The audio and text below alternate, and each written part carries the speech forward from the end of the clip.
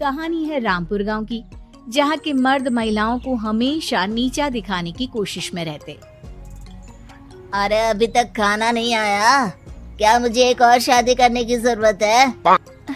नहीं जी नहीं, ऐसा मत करना, वरना मैं कहाँ जाऊंगी। खाना लेकर मैं अभी आई जी। गांव की पंचायत में भी फैसले हमेशा औरतों के खिलाफ ही रहते। मैं जो फैसला सुनाता हूँ वो भगवान की आज्ञा होती है।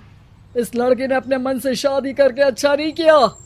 लड़के को घर भेज दो और इसकी शादी इसकी जाति की किसी लड़के से करवा दो, लेकिन ये लड़के, इसे तो गांव के बाहर निकाल दो।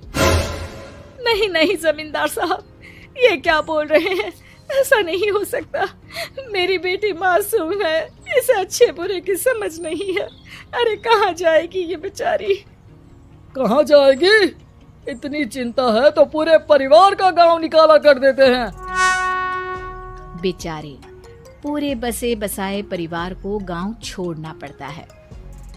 चाहे जो हो, अगर बेटियों को कंट्रोल नहीं कर सकते तो गांव में रहने का कोई मतलब नहीं है। यहाँ औरतों को दब कर रहना होगा। कोई भी अपने हिसाब से कुछ नहीं कर सकता, सब ईश्वर की मर्जी से ही होगा। तभी गांव का एक आदमी दौड़ा दौड़ा आता है।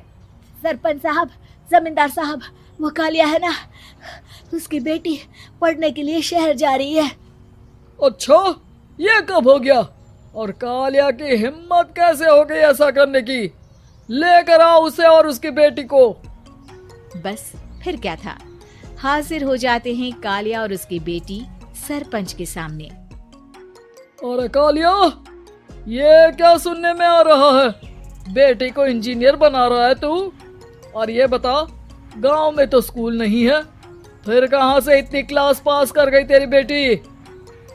राधा, जो कि कालिया की बेटी है, उसे लगता है कि सरपंच उसकी तारीफ कर रहे हैं। सरपंच जी, मैंने ऑनलाइन पढ़ाई की है, डिस्टेंस लर्निंग से। सभी में मैंने अच्छे नंबर पाए हैं, जिसे देखते हुए शहर की इंजीनियरिंग कॉलेज में मुझे स्कॉलरशिप मिली है।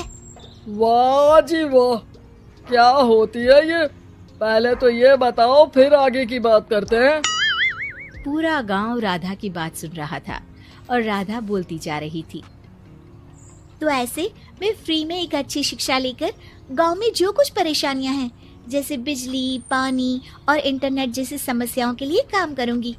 मैं गांव को शहर से जोड़ने के लिए पुल का निर्माण करवाने का प्रस्ताव रखूंगी। मुझे पूरी उम्मीद है कि जल्द ही हमारा गांव भी तरक्की की राह पर चल पड़ेगा। राधा की बात सुनकर सारे गांव वाले ताली बजाने लगते हैं। सरपंच को समझ नहीं आता कि वो क्या करे।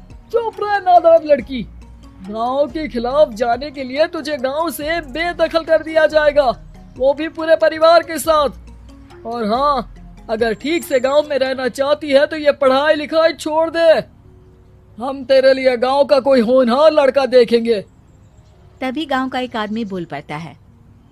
अरे नहीं नहीं सरपंच जी, राधा बिटिया जो बता रही है, अगर वैसा हो जाए तो हम लोगों को पैसा कमाने के लिए बाहर नहीं जाना पड़ेगा। हाँ जी, और ना ही कोसों दूर पानी के लिए भटकना पड़ेगा।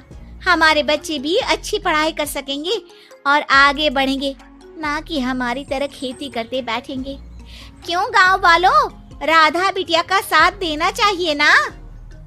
सरपंच देखता है कि गांव राधा के साथ है तो वो चुप हो जाता है। वो घर आकर अपने सलाहकार से बात करता है, जो बहुत ही चालाक किस्म का इंसान होता है।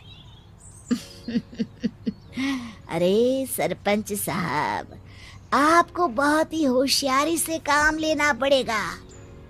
एक बार गांव तरक्की कर गया, यहाँ के बालक पढ़ लिए तो कोई ना पूछेगा आपको।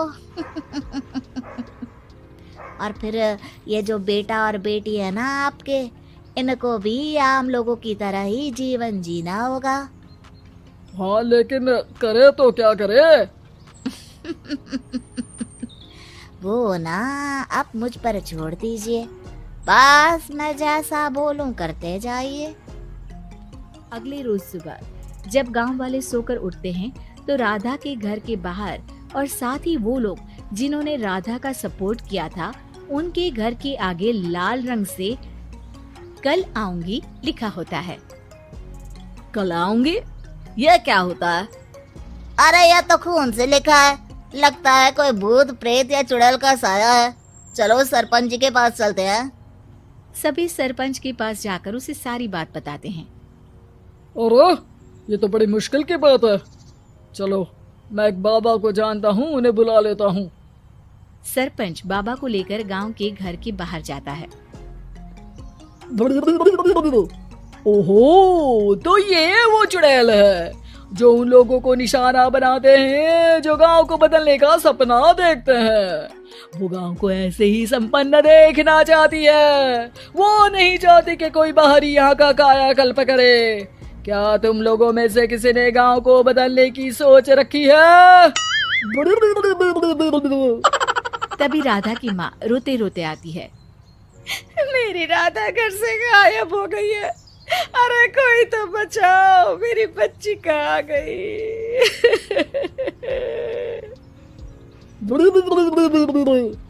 ले गई वो चुड़ैल, तेरी बच्ची को ले गई। अब वो उसे श्रापित करके छोड़ेगी, उस पर चुड़ैल का साया हो जाएगा। तभी बुरी सी हालत में राधा भी वहां आ जाती है। उसके बाल चुड़ैल की तरफ फैले होते हैं और कपड़ों में खून लगा होता है। सभी राधा को देखकर डर जाते हैं। माँ, पता नहीं मुझे कौन उठा कर ले गया था। अरे दूर हो जा चुड़ैल, अब हम लोग इस गांव में नहीं रुकेंगे। अरे कैसे बातें कर रहे हैं आप? कल तो आप मेरे भरोसे गांव का हुलिया बदलने, अपने बच्चों को पढ़ाने और तरक्की उन्नति की बात कर रहे थे, तो आज क्या हो गया आपको? ये फिर तुम लोगों को बहकाएगी। ये चुड़ैल गांव में आ चुकी है, ऐसे ही ये तुम्हारे घर के बच्चों को भी ले जाएगी। गांव वाले राधा को गांव से बाहर निकाल देते हैं। उसके माँ बाप रोते रहते हैं, लेकिन गांव वाले नहीं मानते। मैं भी अपनी बहन के साथ गांव के बाहर रहूंगा, लेकिन वो पढ़ाई नहीं छोड़ेगी। वहीं सरपंच के घर पर सलाहकार कहता है। देखा, सांप भी मर गया और लाठी भी नहीं टूटी। लेकिन अगले ही दिन सरपंच के घर के बाहर भी वही शब्द लिखे होते हैं। और फिर सरपंच की बीवी कहती है, हमारी बेटी को किसी ने अगवा कर लिया है। तभी राधा का भाई वहां आ जाता है। अरे गांव वालों, मैंने सरपंच जी की बेटी को देखा था। वो चुड़ैल उसे उठाकर ले जा रही थी। अरे क्या मजाक कर रहे हो? नहीं नहीं सरपंच जी, आप नहीं जानते। वो चुड़ैल अब आपकी बेटी में आ जाएगी, जैसे राधा के अंदर आ गई थी। तभी सरपंच की बेटी वैसी ही हालत में वहां आती है जैसे राधा आई थी।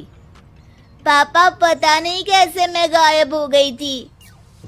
चुड़ैल, इसके अंदर भी चुड़ैल का साया है, मारो इसे। अरे नहीं नहीं, इसे भी राधा के पास गांव के बाहर ही भेज दो। अरे चुप रहो, मेरी बेटी कहीं नहीं जाएगी और चुड़ैल वुड़ैल कुछ नहीं होता है। अरे कैसे बात कर रहे हो सरपंच जी? आप तो बोल रहे थे कि आपका फैसला भगवान का ज्ञान होता है, तो अपने पर बात आई तो अब आप ऐसे बोल रहे हैं। अरे ना ना ना, आपको अपनी बेटी को त्यागना ही होगा। अरे बुलाओ बाबा को। राधा का भाई बाबा को ले आता है, जिसे अब गांव वालों के डर के कारण सच बोलना पड़ता है। मैं कोई बाबा नहीं हूँ, मैं तो मोची था। ये सलाहकार महोदय ने मुझे कहा था एक्टिंग करने को। अब वो मुझे पैसे देने वाले हैं। अब मुझे माफ कर दो। गलती हो गई, मुझे माफ कर दो। तभी वहां राधा आ जाती है।